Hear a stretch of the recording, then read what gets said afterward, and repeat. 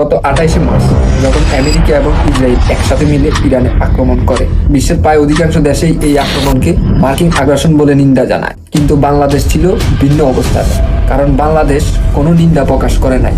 এবং বাংলাদেশে অবস্থানরত ইরানের অ্যাম্বাসেডর তিনি বলেন যে, আমরা আশা করেছিলাম বাংলাদেশ এই আগ্রাসনকে নিন্দা জানাবে, কিন্তু বাংলাদেশ করেনি, সে কারণে আমরা অসন্তুষ্ট। সে সাথে তিনি এটাও বলেছেন যে যুদ্ধ কোনো একদিন শেষ হয়ে যাবে, কিন্তু আমরা মনে রাখবো কারা আমাদের সমর্থন দিয়েছে, কারা দেয়নি। পরবর্তীতে বাংলাদেশের তেলবাহী জাহাজগুলো ইরানের হরমুজ পলানি পার হতে দিচ্ছে না, কারণ বাংলাদেশের এই গোলামির পররাষ্ট্রনীতির কারণে। এবং বাংলাদেশের পররাষ্ট্রনীতি কাদের নিয়ন্ত্রণে সেটা আপনারা জানেন।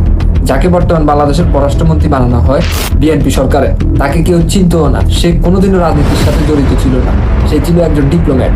তাকে প্রথমে ইউনূস সরকার পররাষ্ট্র উপদেষ্টা হিসেবে নিয়োগ দেয়, তারপর বিএনপি সরকারের পররাষ্ট্রমন্ত্রী হিসেবে নিয়োগ হয়। যদিও তাকে কিন্তু মার্কিন এম্বাসি নিয়োগ করেছে এই অঞ্চলে মার্কিন ফরেন পলিসি সার্ভ করার জন্য। যদিও বিএনপি নিজেই তার সমালোচনা করেছে, আর বিএনপির রাজনীতির সাথে কোনোদিনও ছিল না।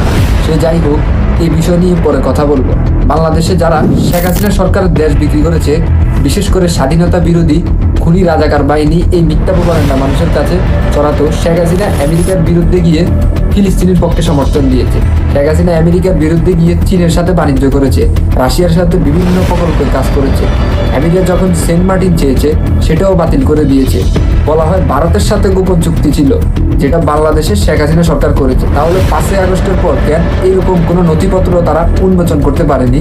মূলত শেখ হাসিনা দেশবিরোধী কোনো চুক্তি কখনোই করেন নাই। তারপর করোনা মহামারী বাইরে, সেই সংকটেও তিনি ভালো করে মোকাবেলা করেছেন। আপনাদের একটা উদাহরণ দেই, এই করোনার ভিতর দিয়েও কিভাবে বাংলাদেশের অর্থনীতি সচল রাখা হয়েছে, যেখানে সারা বিশ্বের অর্থনীতি ধ্বংসের মুখে ছিল। 2020 সালে 3.4% বাংলাদেশের জিডিপি গ্রোথ, 2021 সাল 6.9% জিডিপি গ্রোথ, 2022 সাল 7.1% জিডিপি গ্রোথ। তখন বিশ্বের বড় বড় অর্থনৈতিক দেশগুলোও ধ্বংস হয়ে গিয়েছিল, কিন্তু বাংলাদেশ সেখানে ভালোই কাজ করেছে। বাংলাদেশ ছিল ওয়ার্ল্ডের ফাস্ট গ্রোয়িং ইকোনমিক কান্ট্রি।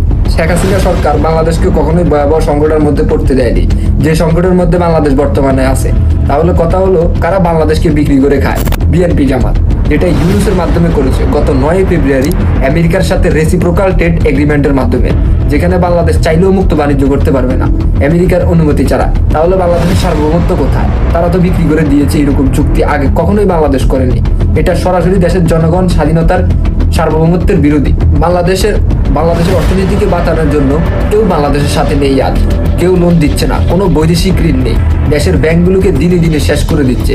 দেশ সংকটের গভীরে যাচ্ছে, তবুও এই সরকার কোনো মাথা ব্যথা নেই। এই অর্থনৈতিক সংকট কিভাবে মোকাবেলা করবে তা নিয়ে কোনো আগ্রহ নেই। এবং